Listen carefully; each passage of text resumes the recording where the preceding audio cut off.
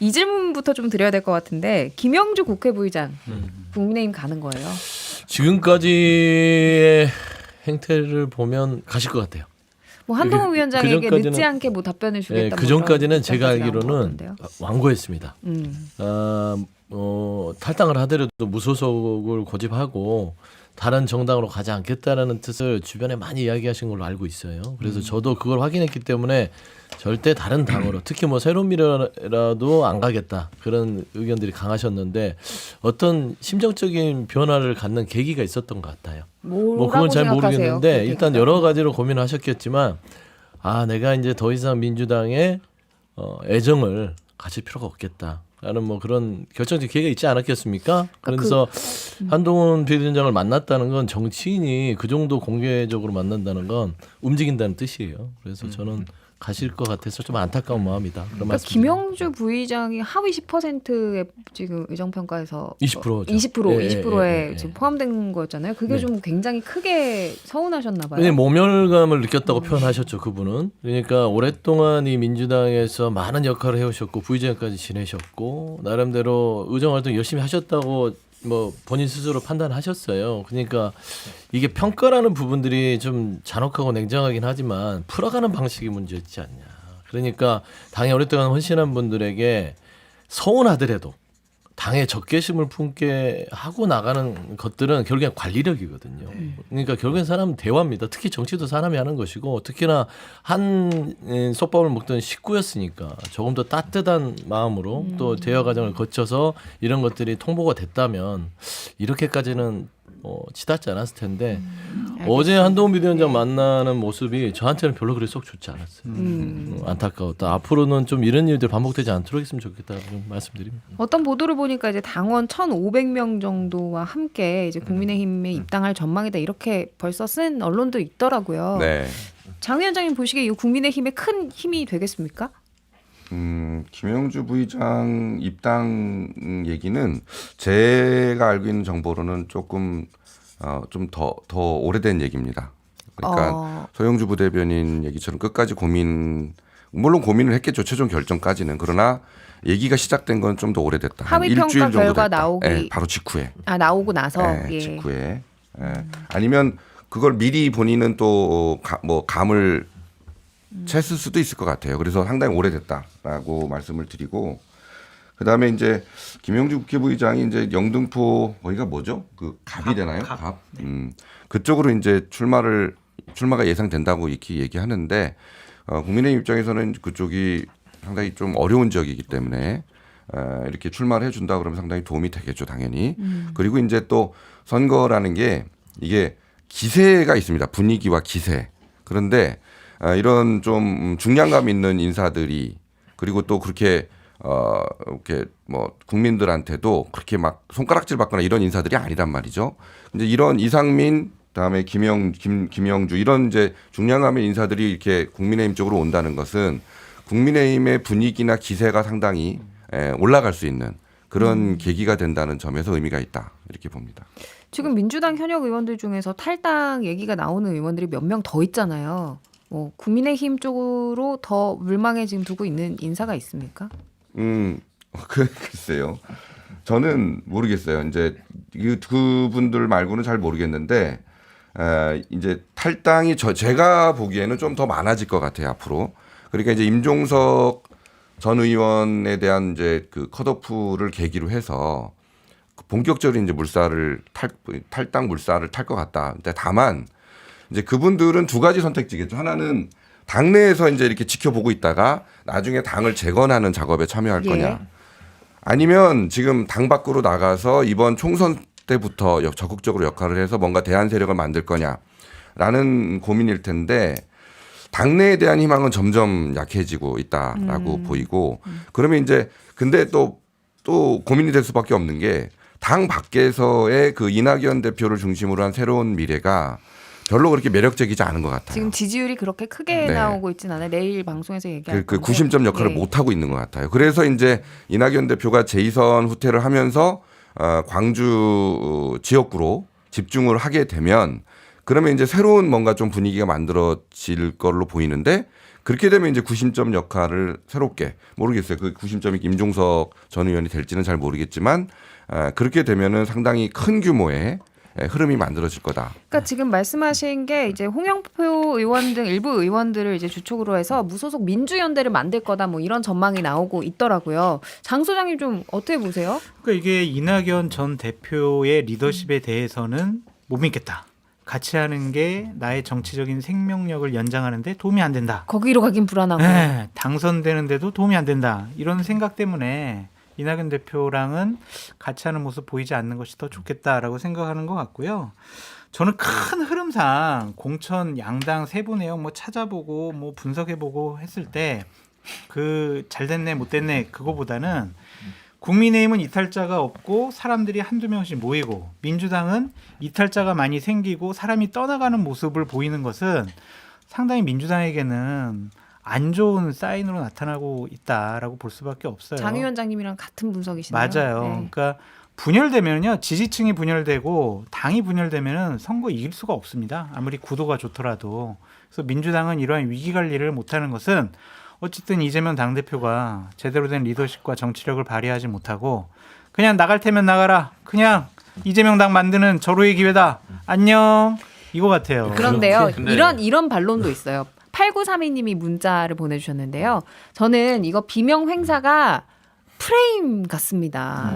친문 이인영도 단수 공천됐고요. 네. 친명 안민석도 컷오프 됐어요. 네. 이런 의견도 있거든요. 그러니까 제가 계속 얘기하는데 우리 지금 국회가 21대 국회가 6선이 박병석 의장 하나고 네. 5선이 12명이었어요. 5선이 12명인데 원래 6대 6이었어요. 근데 이상민 의원이 넘어갔죠. 국민의힘으로.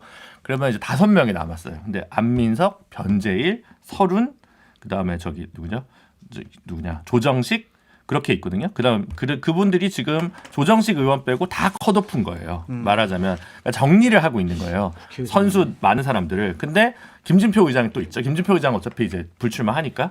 근데 이제 국민의힘은 김영선, 서병수, 정우택, 정진석, 주호영, 조경태 싸그리 받아요. 5선이 모두들. 그러니까 물갈이를 전혀 안 하고 있는 거죠. 국민의힘은. 그러니까 제가 봤을 때는 현역 의원들 평가할 때 5선쯤 됐으면 이제 의원들이 이제 집에 가실 때 됐지.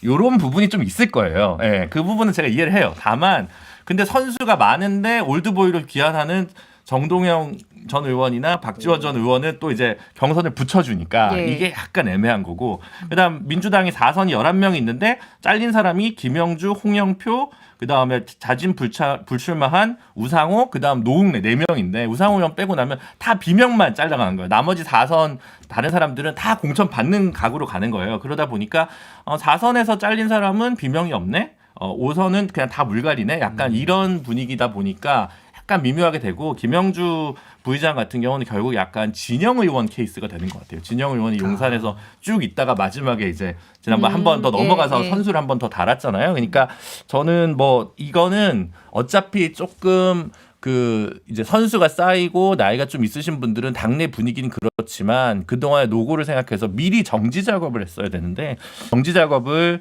좀 민주당 지도부가 너무 안 하고 시스템이란 이름만으로 이렇게 정리를 하다 보니까 잡음이 생긴 거 아니냐. 그러면 이제 그렇죠. 프레임으로 보시는 거네요. 근데 프레임에서 지금 문제가 되는 건 결국 박용진, 임종석 두 분인 것 같아요. 나머지는 그러면 좀 어떻게 막을 수가 있었을 것 같은데 그 두 분에 대한 부분이 조금 명확하게 국민적인 설득력이 좀 없는 것 같아요. 그래서 이거를 이제 마지막으로 정리를 어떻게 하려면 물론 이제 박용진 의원은 감산하고 이제 경선에 붙이기 때문에 결과는 알 수 없지만 뭐 안 되면 제가 봤을 때는 임종석, 박용진 두 분 정도를 비례로라도 구제를 해주는 어떤 봉합책이 나와야 되는 거 아닌가? 그런 고민을 제가 민주당 지도부면 한번 해볼 만하다. 너무 상상력이 그럴 리는 없어 이런 웃음이었던 것 같은데. 굳이 뭐 그분들을 이렇게 그럴 거면 서영주를 줘야 된다. 아, 그렇죠. 그러니까 이제 서영주를 줘야 된다. 예, 예를 들면 굳이 그렇게까지 상처를 줬다가 봉합책으로 비례를 준다. 이거는 이제 제가 봐서는 정치를 하는 분들의 입장에서는 명예입니다. 명예. 그러니까 이제 권력에 대한 배지 욕심도 있고 자리도 있지만 결국에는 오랫동안 당에서 했던 거는 명예롭게 명예란 말입니다. 근데 지금 박용진, 임종석 이 두 분한테는 치명적인 그 어떤 뭐라 해야 되죠? 마음이 상한 거예요. 정치적으로. 이건 아니지. 나를 내쫓기듯 나를 이렇게 할 수 있어라는 것이에요. 그래서 제가 말한 대로 조금 더 대화하고 좀 길을 열면서 설득하고 했었으면 이분들이 아니야 나는 여기에서 절대 못 물러나 그러진 않았을 것 같아요. 근데 이게 내치듯이 그냥 딱 이렇게 그 말하는 손발 묶어놓고 이렇게 경기를 치도록 하는 것들이 굉장히 모멸감을 느낄 수도 있을 그러니까 저는 것이다 라는 서영주 것인데. 부대변인 의견에 조금 반론을 제기하면 그분들이 과연 내가 진짜 무시당했기 때문에 기분 나빴기 때문에 이런 판단을 할까요? 그렇게 오랫동안 몸담았던 당을 떠나는 것까지. 저는 그게 그보다 좀 더 근본적인 이유가 있다. 단순히 뭐냐면, 마음상에서는 아니다. 그렇죠. 기분 나빠서. 기분 나쁘다고는 안 했죠. 그거는 명예라고 그랬죠. 그러니까, 명예. 아니, 그러니까 내 명예가 훼손됐다라는 걸 더 넘어서 이 공천 자체에 대한 걸 받아들일 수 없는 거죠. 그러니까 공천 과정에 대한 것도 결과도 그렇고 내용을 알려주지도 않고 공개를 안 하잖아요. 보여주지도 않고. 그러니까 자기네들이 받아들일 수가 없는 결과를 자꾸 점수를 주니까 모멸감을 넘어서 불신이 있는 거죠. 그러니까 이제 그건 받아들이기가 어려울 거다라고 보는 것이고. 근데 저는 이제 그런 생각은 들어요. 지금 이제 민주당 공천 과정을 보면 되게 아이러니가 말이에요. 지금 운동권 청산 얘기는 사실은 이제 한동훈 비대위원장이 제일 얘기를 하는데 민주당 내에서 그게 사실은 이루어지고 있는 것 같다라고 보여져요. 이재명 대표가 이제 운동권 출신이 아니잖아요. 근데 이제 실제적으로 이 일을 주도하는 게 이제 그 김병기 의원이 원탑이다라는 얘기가 파다해요. 근데 김병기 의원은 어떤 사람이냐 보면 이 사람이 이제 경희대를 나와서 취직을 안기부로 하잖아요. 안기부. 그죠? 근데 그 안기부가 80년대 중반의 안기부가 어떤 곳입니까? 운동권 세력들을 굉장히 힘들게 하는 탄압했던 예. 그런 조직이었잖아요. 네. 거기서 일했던 사람인데 지금 원탑을 맡아가지고 알겠습니다. 운동권 세력을 청산하는 지금 그런 이게 일을 하고 있어요. 장 위원장님 지역구 경쟁자기 때문에 김병기 그래요. 아니 너무 저는 저희가 그 길 얘기를 하는 게 아니에요. 얘기는 원탑 아니죠. 얘기를 하는 그러니까 거예요. 제가 얘기를 하면 알겠습니다. 오해하시는 게 있는데 예. 명예가 똑같은 말이에요. 존중받지 못한다는 말입니다. 존중을 알겠습니다. 안 해줘서 지금 반발하는 것이다. 그 얘기를 하는 것이지 결국엔 다 불신이나 이런 투명성도 존중받았으면 그런 문제가 제기됐겠습니까? 어찌 됐든 그런 지금 얘기를 민주당 하는 것이죠. 갈등이 계속해서 증폭되는 가운데 이 갈등의 이제 가장 핵심 뇌관으로 꼽혔던 임종석 전 실장 좀 쐐기를 박는 것 같아요. 조금 전 SNS에 기동민 의원을 컷오프하면서 이유를 설명하지 못했다 유감이다. 홍영표 의원을 컷오프하면서 이제는 아예 설명하지 않는다 유감이다. 심야 최고위원회를 열었는데 임종석의 요구는 논의조차 하지 않았다고 한다. 이재명 대표의 속내 충분히 알아들었다. 이렇게 글을 남겼습니다. 그러니까 공천배대 재고해달라고 요청을 했었잖아요. 네, 이거 그쵸. 응답이 없으니까 이제 SNS에 이런 글을 올린 것 같은데요. 임종석 전 실장이 비명계, 친문계 구심점이 될 수 있겠습니까? 그러니까 갑자기 구심점이 돼버린 것 같아요. 아. 그러니까 원래 저는 그렇게 구심이었는지는 좀 의문이고 다 찢어져 있는 상황에서 그러니까 설명을 못하다 보니까 그렇게 된 것 같거든요. 그러니까 이게 아까 제가 말씀드렸다시피 5선을 다 정리 안 하는 국민의힘과 5선을 대충 거의 대부분 정리하는 민주당 사이에서는 사실 정리하는 게 맞다. 네, 저는 그렇게 보는데 그래서 김영주 의원 같은 경우도 국회 부의장도 하고 장관도 했으면 거기서 탈당 얘기하는 것은 그건 또 그 자체로 좀 별론 것 같아요. 저는. 근데 아까 이제 다른 요소들 때문에 이게 같이 어우러지면서 문제가 되는 것 같거든요. 그러니까 기동민 의원 컷오프할 수 있죠. 왜 못합니까? 근데 비례 이수진 의원은 경선 기회를 붙여주다 보니까 이게 이제 공정성 시비가 생기는 거잖아요. 그러니까 비례 이수진 의원도 경선 기회를 안 줬어야 되죠. 그러니까 잘한 것도 못한 것 때문에 같이 이제 문제가 생기니까 이거는 어느 시점에서 좀 정리가 민주당에서 필요해 보이는 건 맞는 것 같고, 근데 임종석 의원이 제가 봤을 때는 뭐 탈당하거나 그러기보다는 당내에서 오히려 비주류의 구심으로 작동하는 방식으로 가지 않을까요? 선거 직전에 또 탈당하는 거는 상당히 부담으로 작용할 것 같아요. 탈당 안 한다라는 의견 나왔고요. 다른 분석 있습니까? 저도 뭐 탈당 안 할 것 같고 임종석 전 비서실장 이번 주에 제가 가장 비판 많이 했던 게 뭐냐면 본인 얘기만 하지 말고 다른 사람 얘기를 좀 해라. 아니 왜 나 공천 안 줘요? 제고해줘요. 본인 얘기만 하니까 친문 세력, 비명 세력의 구심점이 되게 어려웠던 거예요. 다른 공천을 못 받은 사람 얘기를 대변을 해줘야 지도자로 모실 수가 있죠. 근데 지금 SNS상에서 제가 뭐 보니까 다른 사람 얘기를 하기 시작을 했네요. 그래서 이번 주에 비판한 거가 좀 보람이 있다라고 좀 생각이 들고 지난번에 그 왕십리역에서 본인 세과시 했잖아요. 그때 모양을 그렇게 만들면 안 됐었던 것 같아요. 그러니까 현역 의원이 한 3명 정도 같이 했었는데 더 많은 사람들을 모았어야 되고 최소한 2명은 그 자리에 꼭 모셔왔어야 돼요. 한 명이 고민정 전 최고위원이고 한 명은 이해찬 전 대표예요. 어. 고민정 전 최고위원은 임종석 비서실장 왜 공천 안주하면서 최고위원 사퇴해버린 사람 아니에요? 예. 그럼 이분을 그 자리에 딱 모셨어야 되고 이해찬 대표도 임종석은 공천 줘야 돼. 이렇게 해야 친문 세력의 상징적인 사람으로 돼가는 빌드업을 할 수가 있었는데 이 두 사람이 빠진 거는 아직도 임종석 실장은 우리의 구심점 지도자가 되기에는 여러 가지 한계가 있는 것 같아라고 친문 세력 자체가 좀 많이 좀 한계를 인정하는 것 당내 같아요. 분란을 만들고 싶지 않아서 좀 이렇게 너무 강경하게 대응하지 않은 거 아닐까요? 아니 뭐 그러한 측면도 있지만 맞아요. 네.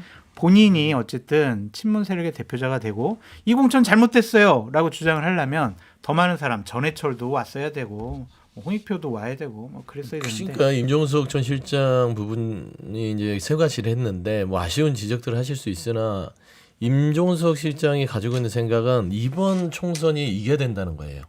여기에서 본인이 물론 본인의 이제 민주당이 정치가 이겨야 걸려있지만 된다. 이번 총선에 민주당이 이겨야만 이 윤석열 정부에 대해서 맞서서 싸울 수 있고 무능함이 계속 지속되지 않을 수 있다는 주장을 저희가 할 수 있는 거거든요. 근데 총선에 지고 나면 그런 주장들이 동력이 확 떨어지는 겁니다. 저는 그런 부분은 임 실장은 지금 고민을 했던 부분이라서 아주 점잖게 쇠과시를 했던 것이고 다른 사람까지 끄집어내서 공격하기 시작하면 지도부가 흔들리기 시작할 거 아닙니까? 그러면 그러면 반란 아까 세력으로 말씀한 대로 국민들이 보기에는 민주당이 이거 분열하는구나. 그러면 표를 안 주죠. 불안하니까. 분열 아니에요? 아니 그러니까 분열이지만 제가 말씀한 대로 이게 공천이 다 끝나고 나면 프레임 전환이 될 것이다라는 부분이고 솔직히 지금 공천 잡음이 저는 시끄러워야 공천이다라고 주장하는 바지만 공정성이나 관리를 위해서는 좀 미흡하지만 저는 공천이 그렇게 뭐 국민의힘에 비해서 나쁘게 진행되고 있다고 생각합니다. 자 그러면 임종석 전 실장이 이제 노렸던 이 지역구에 전현희 전 위원장을 추천했잖아요. 네. 네, 윤희숙 전 의원과 맞붙게 되는데 어떻게들 전망하십니까? 전망하기가 어렵습니다. 전망하기 어려요. 이거 정말 어려운 문제인데 네. 그냥 속사를 보면 거기가 이제 그 지역구가 임종석 전 실장이 두 번을 네. 그 의원을 했던 곳이고요. 나름대로 조직이 있고요. 네. 또 거기에 구청장이 꽤 유명합니다. 조직력이 정원호 예, 구청장. 예, 뭐 이름은 잘 거론하지 않겠지만 이제 그분들이 이 임종석 전 실장과 구청장이 한 어떤 팀이 돼서 꾸려왔어요. 근데 이런 공천 잡음 속에서 전현희 전 의원이 여기를 갔어요. 그러면 과연 어디가 유리할까요? 이 부분은 현재 그 안에서 조직을 장악하고 오랫동안 있었던 분들을 어떻게 정지 작업하고 관리하고 설득하느냐가 관건입니다. 전현희 전 위원장이 그런 관리력이 네. 이제 좋다고 평가하세요? 어떠세요? 그 제가 봐서는 상황이 안 좋아요. 구도가. 그러니까 진입을 할 때 말씀한 대로 이런 파열음을 최소화하기 위해서 당에서 좀 이런 여러 가지 작업을 했어야 되는데 그거 없이 그냥 단박에 팍 들어오니까 시간도 없는데 파열음이 확 튕긴 거 아닙니까? 그래서 저는 전현 의원이 지금 이제 임종석 전 실장 쪽이랑 지금 접촉을 하고 있어요. 좀 그래야겠죠. 도와달라고 하고 있고 여러 가지 상황들을 얘기하는데 임 실장이나 이쪽 조직에서는 아직 그거를 받아들일 만한 좀 지금 준비가 안 돼 있는 SNS에 올린 상황이에요. 글 보니까 안 도와주실 그러니까요. 수도 있을 것 그런 같아요. 상황이라서 네. 그러면 어부지리로 윤희숙 전 의원이 득을 얻게 되는 상황입니다. 이럴 때는 지도부가 나서야 됩니다. 근데 지도부가 나서 적극적으로 봉합을 해야 된다. 좀 그런 말씀입니다. 지금까지 분란만 일으켰던 지도부가 지금 가지고 어떻게 제가 지금 봉합을 대안을 시켜요? 제시하는 거잖아요. 이제 이럴 때는 지도부가 안 나서면 결국에 어부지리로 국민의힘한테 득을 줄 수밖에 없다. 이질곤 국민의힘 계열의 보수파 정당이 이겨본 적이 없는 지역이거든요. 근데 지금 민주당이 분열하고 있잖아요. 임종석 전 비서실장을 전현희 후보가 선대위원장으로 모시지 않으면 이 부분 이 지역은 잃어버릴 가능성이 상당히 높아 보입니다. 2008년에 한 번 이겼을 거예요. 아, 그래요? 보수 계열이. 예, 왜냐하면 그때 그 이명박 대통령 당선 직후에 아. 다 싹쓸이 때 그때 한 번 있었을 거고 정원호 구청장도 어차피 임종석 의원 그 보좌관도 네. 했었고 그렇기 때문에 이거는 전현희 위원장이 어떻게 민주당 조직을 원팀으로 그럼요. 만드느냐에 관건이 있는 네. 것 같아요. 근데 이제 국민의힘의 윤희숙 전 의원 같은 경우에는 임종석 전 실장을 위한 상대라고 이제 해석되는 경우가 많았잖아요. 그럼 국민의힘은 전략에 수정이 있어요? 전략을 수정할 수가 없는 거죠. 후보가 확정됐고 저 전현희 위원장을 뭐 운동권으로 볼 수가 있는지 잘 모르겠어요. 그래서 그렇죠. 뭐 그렇게 그냥 뭐 저 여성 대 여성 이렇게 이제 대결이 될 것 같은데 네. 아까 이제 말씀하신 대로 임종석 이제 전현희 위원장 입장에서 자기가 공천이 됐다, 공천을 한다라고 당에서 발표를 했는데 그날 저녁에도 임종석 전 의원이 왕십리에서 막 새해몰이를 하고 막 또 운동을 하고 재고해달라고 얘기를 하고 본인은 사무소가 근데 어디 딴 데 있었다면서요. 종로에 있었죠. 종로에서 지금 차려놓고 하고 있던 차고. 그러니까 이게 굉장히 지금 상당히 어려운 지금 상황이었죠. 예. 혼란스럽고. 근데 이런 상황에서 제일 이제 그럼 필요한 거는 임종석 위원장이 빨리 딱 비워주고 조직이나 또 사무실이나 이런 것들을 딱 내주고 이렇게 해줘야 되는데 아마 그렇게 협조받기는 어려울 것 같아요. 그러면은 상당히 어려운 선거를 치를 수밖에 없다. 알겠습니다. 이렇게 보입니다. 그러면 여전사 3인방 얘기를 쭉 해보죠. 추미애 전 법무부 장관 경기 하남시 갑에 전략 공천됐는데요. 왜 웃으세요, 장 소장님? 아, 여기 보세요 어머니 아니에요 이분이 정권 보세요, 교체의 어머니예요? 1등 공신. 그래서 이분 여러 군데 돌려본 것 같아요. 근데 경쟁력이 잘 나오지 않아서 여기가 지금 분구 지역이죠 하남시가. 그렇습니다. 그래서 새로운 곳에 좀 공천하지 않았느냐는 생각이 들고 이현주 의원 같은 경우에는 상당히 배려한 지역구다라고 볼 수밖에 없는 게 여기 뭐 이탄희 의원 지역구였잖아요. 민주당에게 좀 유리한 지역구를 경선을 통해서 전달하는 것은 뭐 이현주 의원을 전략 공천하는 것보다 훨씬 더 효과적이겠다라고 생각을 한 것 같은데 아 그러면 이게 지금 3인 경선인데 여기에서 이렇게 뚫고 이기는 모습을 만들어주는 게 더 네, 이현주 근데 여기는 전 이현우 좋다. 변호사 전 경기도시주택공사 사장이 원래 이제 경선 같이 한 거고 찐명이어가지고 이게 무슨 성격인지는 사실은 잘 모르겠고 추미애 전 장관 어쨌든 공천을 받았으니까 헌정사상 여성 6선을 최초로 달성할 가능성이 있겠죠. 어쨌든 뭐 하남시가 정치 덕후 입장에서는 그 선수 누가 하느냐도 관심 포인트여가지고 여태까지는 여성 5선 6명이 최다였는데 이번에 근데 6선 추미애 전 도전하시는 장관 거죠. 같은 경우는 이제 동작을 해서 나경원 전 의원하고 붙는다 뭐 이런 해석도 많았잖아요. 이게 갑자기 경기 하남시에 어떻게 가게 된 거예요? 배경이 뭡니까? 경쟁력이 안 나왔죠. 뭐. 아. 여론조사 해보니 언론 보도에 나왔잖아요. 이렇게 제가 해봤더니 당직자적 입장에서 네. 이 당에서 전략적인 고민을 한 것이죠. 네? 이 두 분은 전사잖아요. 이 여전사라고 할 수가 아니 있어요. 그러니까 근데? 전사잖아요. 네? 그래서 도망간 전사지. 아니 도망간 이분들을 전사. 살려야 윤석열 정부와 맞서 싸울 수 있는 전사를 키울 거 아닙니까?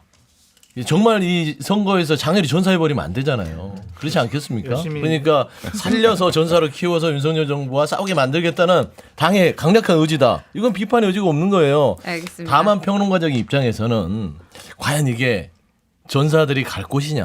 칼을 알겠습니다. 멋있게 차고 갑옷 입었는데 동네에서 칼싸움하는 느낌은 주긴 알겠습니다. 보여요. 네. 다른 쪽에 영향이 있을 광고 듣고 와야 돼요. 잠시 후에 뵙죠.